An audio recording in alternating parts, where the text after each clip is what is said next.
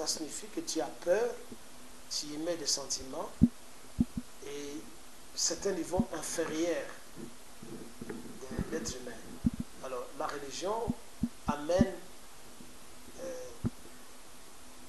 ce genre de réaction à l'être humain pour avoir peur. Donc, je sais que les religions existent, mais je ne crois pas aux religions parce que au départ c'est un mensonge et ça n'apporte rien dans le développement mental et matériel de l'être humain. Que je sois pauvre, que je sois riche, la maladie m'affecte et la mort m'emporte. Je ne vois pas comment est-ce qu'un acteur extérieur de ma vie ou à ma vie doit venir me diminuer pour me dire non, crois seulement en Dieu. Si tu crois, tu auras la vie sauve. Je ne vois pas comment quelqu'un comme ça peut s'infiltrer dans ma vie pour m'intimider de cette façon et posséder ma personnalité ou mon intelligence. Bonjour professeur. Bon, bien.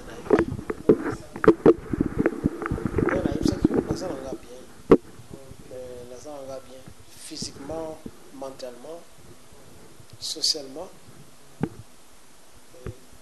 Je ne suis pas un homme mentalement déstabilisé. Parce que les Congolais et les Africains en général sont déstabilisés par la religion ou les religions, parce qu'il y en a trois grandes: le christianisme, l'islam et le judaïsme, suivi les autres petits cercles religieux des sorciers, parce que tous sont des sorciers. Nous ne sommes pas des sorciers. Nous les Africains, nous sommes des scientistes. Notre sorcellerie, c'est la science. Et la religion, c'est la sorcellerie, parce qu'elle a des effets nocifs pour intimider, traumatiser les gens, les esclavagiser et les dérailler de leurs responsabilités pour qu'ils ne puissent pas s'assumer et vivre heureux comme une personne libre. Comment vous ne croyez pas à la religion? Comment? Vous ne croyez pas à la religion? Je sais que la religion existe, mais je ne peux pas y croire. Croire, c'est manquer de raisonner.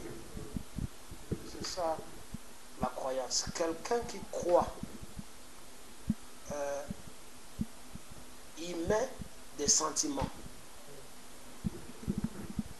Or, la raison ou le raisonnement n'est pas un sentiment. C'est un niveau supérieur dans le cerveau de l'être humain qui te donne un sens d'observation critique, analyse, doute, résistance et combativité. C'est ça le raisonnement, l'inventivité, etc. Donc le sens d'inventer. Mais quand tu crois, ça signifie que tu as peur, tu y mets des sentiments, et c'est un niveau inférieur de l'être humain. Alors la religion amène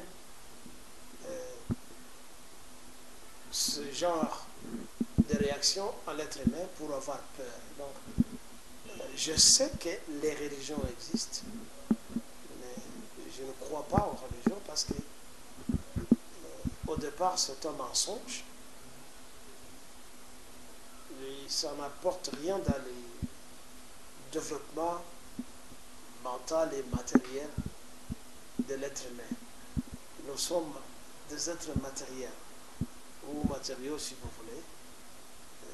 Nous avons besoin de nous tenir en vie, de nous réjouir de la vie dans un bon sens et de mériter cette jouissance et cette réjouissance qui soit les dividendes de nos efforts consentis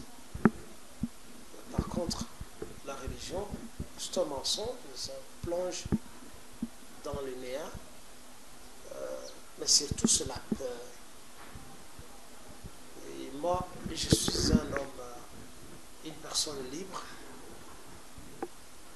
et je n'ai pas peur. J'ai enjambé cette étape de la frustration et de l'intimidation. Parce que je sais que la mort existe,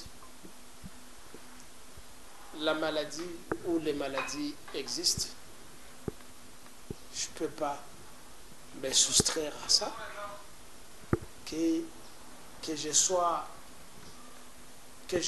pauvre, que je sois riche, la maladie m'affecte et la mort m'emporte. Je ne vois pas comment est-ce qu'un acteur extérieur de ma vie ou à ma vie doit venir m'intimider pour me dire non, crois seulement en Dieu.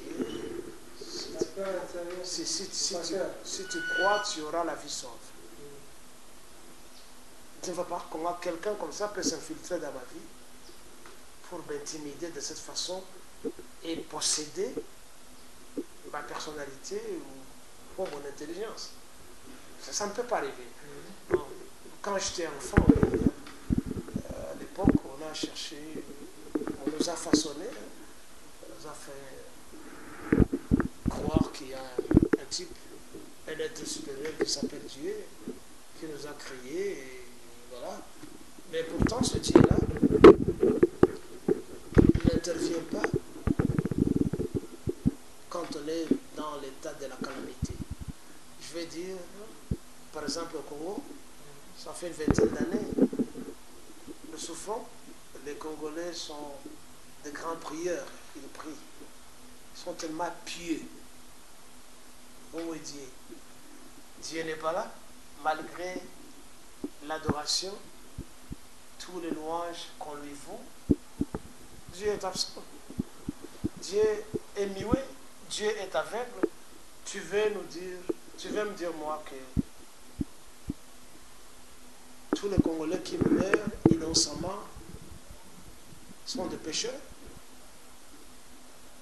qu'on doit le tuer, les bombes tombent sur eux, et toi, les pasteurs, prophètes, tu dois venir dire non, c'est parce que tu ne crois pas que tu meurs.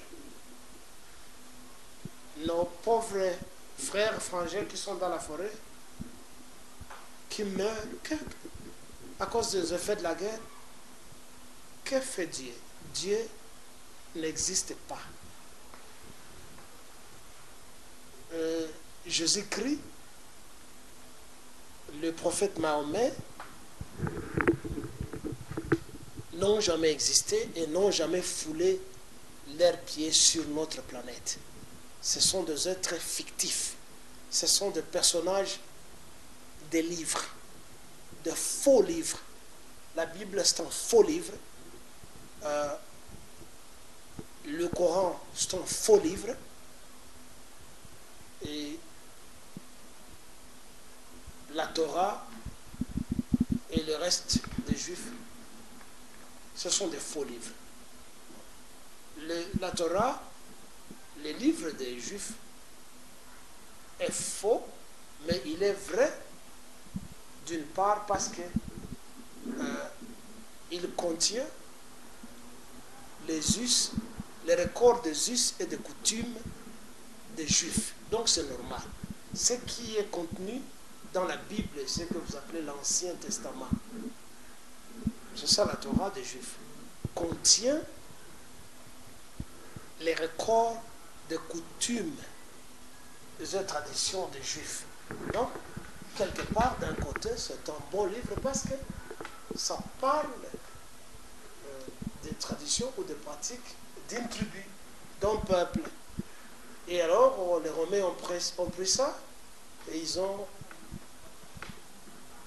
écrit ce que vous appelez les Nouveaux Testaments.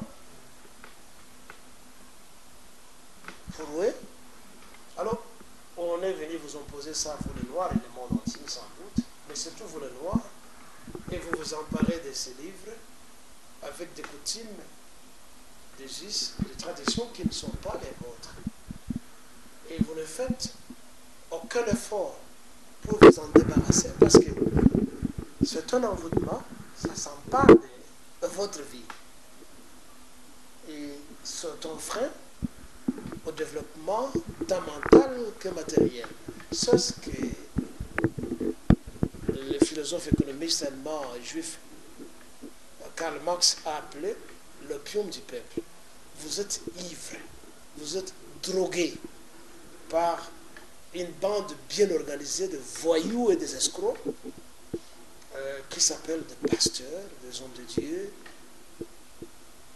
qui vous parlent des histoires de Jérusalem et d'Israël, ignorant que Israël n'a jamais existé depuis longtemps, avant 1945. Israël n'a existé qu'en 1945, après la Deuxième Guerre mondiale, David Ben Gourion. C'est une terre achetée par la famille Rothschild, la famille des banquiers mondiaux et des grands financiers du monde qui contrôlent la finance du monde et qui provoquent toutes les guerres. Ce sont eux qui veulent écraser Poutine. Ce sont eux, et il y a même une lettre qui a été adressée au président du monde par l'un des Rothschild. Donc, Israël, c'est une terre arabe et les Arabes l'ont eu de noir. Tu vois, c'est notre terre à nous. Il faut comprendre que cette contrée était le passage obligé qui faisait rencontrer les trois continents, ça signifie l'Europe, l'Asie et l'Afrique. À ce moment-là, il n'y avait pas encore le canal de Suez. Les gens y passaient à